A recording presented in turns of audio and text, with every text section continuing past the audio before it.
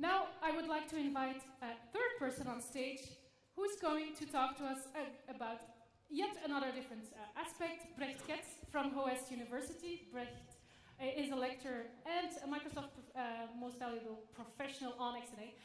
Brecht, please also introduce yourself. Good morning. My name is Brecht Getz. I'm a senior lecturer for HOWEST University, like it says. I work for the bachelor degree Digital Arts and Entertainment, which is a degree where we teach interactive 3D. So we have students that can build awesome 3D models and also make them interactive. So basically we build future game developers. Future game developers, really interesting. Is this so not typically something we have a lot in Belgium? Is this a bachelor program, does it exist long? It exists since 2006 when we started. It's not something typically Belgium, but internationally we're very well known. For instance, look his slides on the screen on the right, you saw Split Second. Well, one of our students worked on that. They worked on all major titles like Battlefield, GTA, Crysis, and so on. We've also been joining the Imagine Cup for 5 years. And we've been in the finals, the worldwide finals, each time since we've joined. We've taken the second place twice, the third place once, and the 2 other times we won in the top 5. Nice, so this must have been some great visibility for your students, but I know you've probably been looking for more visibility yet. Well, yes, a big problem in all educational institutions is that you have students who make awesome things. They make awesome projects, and then they just end up in some library gathering dust. So we really were looking for a way to publish or show the projects of our students to the world, so they get more visibility from their awesome work. Right, so I guess with what I told about the distribution and reach, Windows 8 comes in here. Yes. How did you go about doing that, implementing it on Windows 8?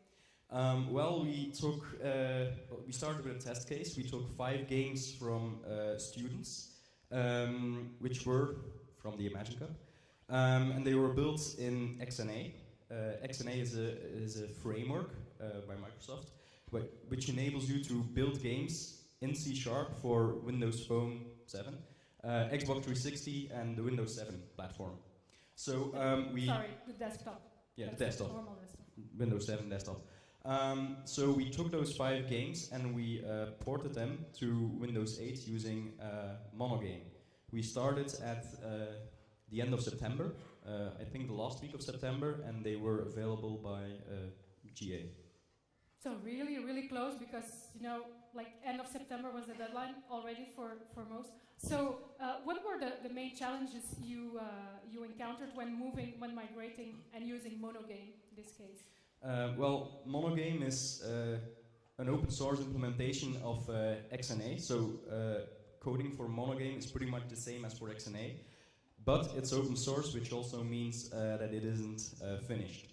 There were lots of projects out there, lots of games, all of them 2D, and that's the issue. We actually built 3D games. So there were some issues in creating 3D games for the platform, but it went surprisingly well, actually. Well, yes, because you actually made it to the store, and knowing the timeline to publish, you actually made it to the store. Maybe good time now to show 1 or 2 of the games. Yes, I'll start with this game. It's called Influence. I'll disable the audio. So this is a game that came in 3rd last year on the Imagine Cup.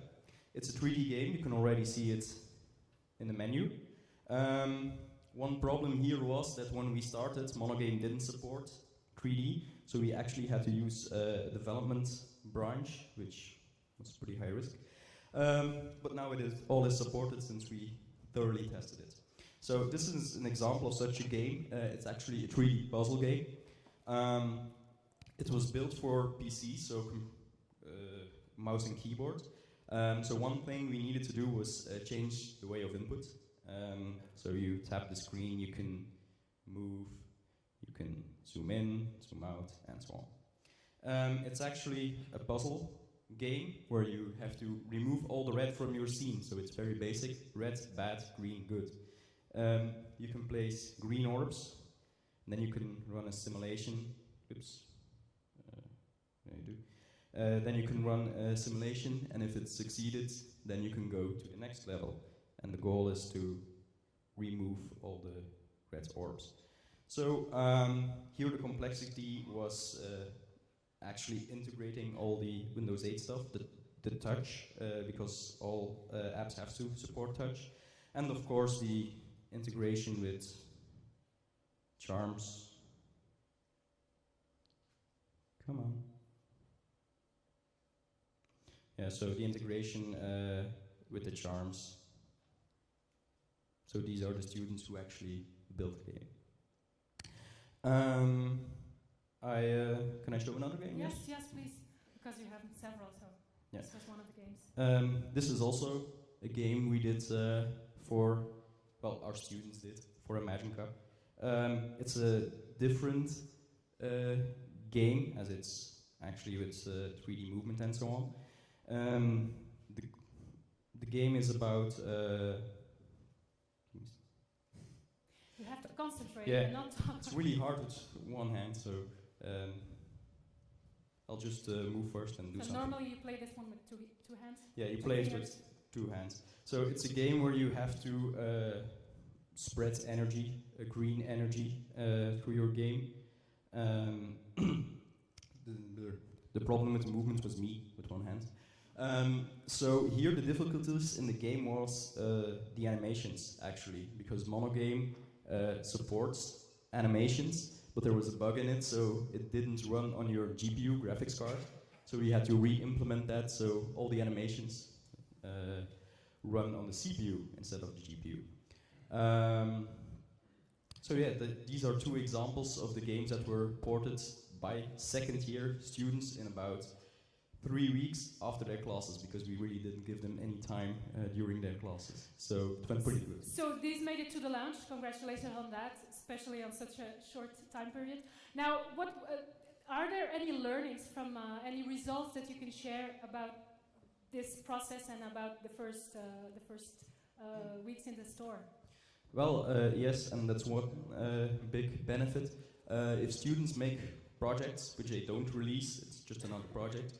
Here they actually get played by users across the world, so you get feedback from that. From dashboards we can see which demographics, which users actually download the game, which users play the game, how long they play it, and that's very interesting to see which game has potential and to see if their target audience during development was okay. Another thing is that if you release a game to the store, it's very good for their resume, because all publishers or all companies know that there's a big difference between actually releasing a game compared to just building it. So for their resume, it's also very nice. All right. So the fact that you have more reach possible, more distribution possible. You learned from the first results. Your students now are confronted to real users, so it's really a way also to have them add more quality to the games. And so, which leads me to the next question: what are the plans of the school going forward? Well, we have several plans. First of all, in this test case, we want to port or migrate the 5 games we have now to Windows Phone, because the platforms are very similar. Monogame also supports Windows Phone, so we want to release them there as well. The challenges probably won't be technically, but more regarding user interface, because phones have small screens, so you can't fit anything on there. The second part is that now we are actually building projects with our last year students, and they're also going to be published on the App Store by the end of January. So lots of new games coming on the platform, on Windows 8 and on the other platforms. We look forward to that. Brecht, thank you very much for sharing your learnings and your process here. You're welcome.